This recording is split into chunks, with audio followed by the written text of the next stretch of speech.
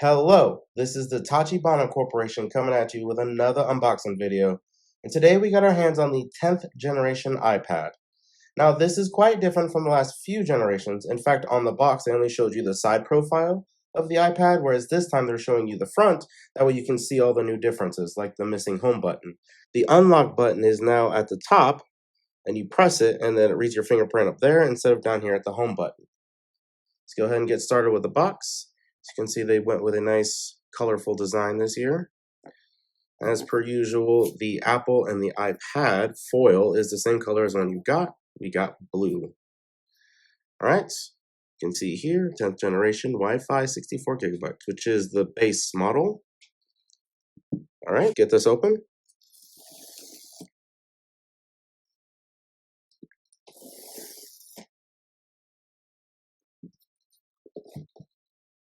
All right.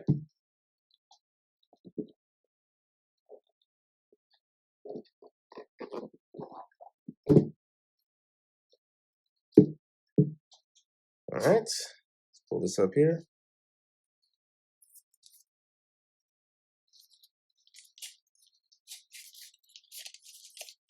Slide it out. Oh, that's a very nice blue.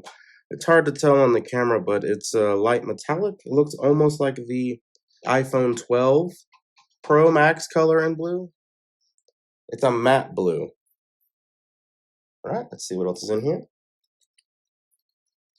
I assume it's all the basics.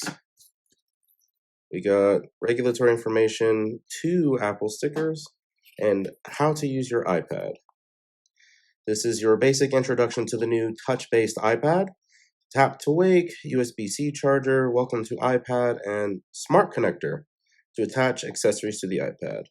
And for tips, you can go to that website. And it says Apple Pencil and other accessories are sold separately. Apple's always sold everything separately.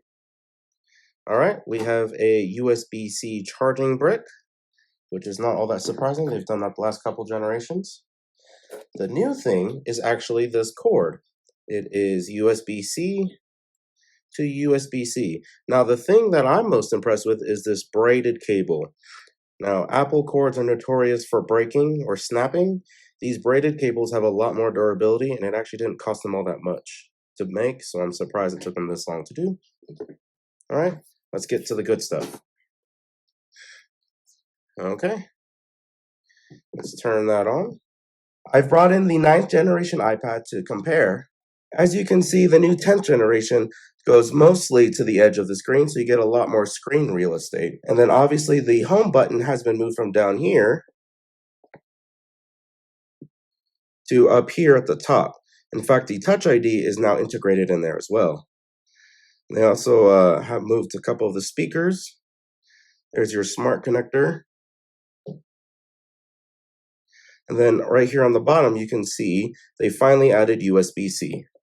Whereas on the last generation, you can see, well, it's hard to tell, but this is the old Lightning port. So those are the major differences between the 9th and the 10th generation iPad.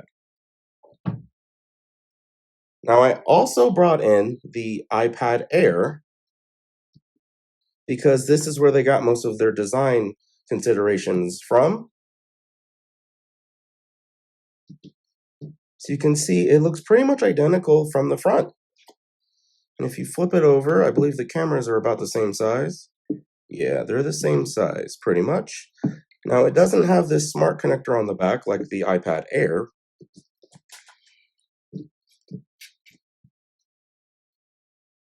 So you can see they are pretty much the same size. They have the same ports, the same speakers in the same places, although the Air seems to have more microphones on it.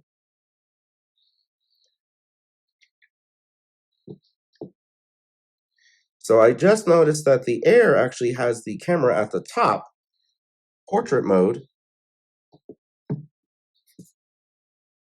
whereas on the new iPad 10th generation, it's on the side, landscape mode.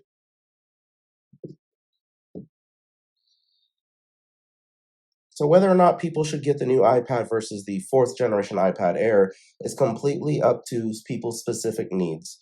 But at this point, they are pretty much the same in design, and for most people, it'll work pretty much the same. The iPad Air is a little bit more powerful, especially if they come out with a new redesign.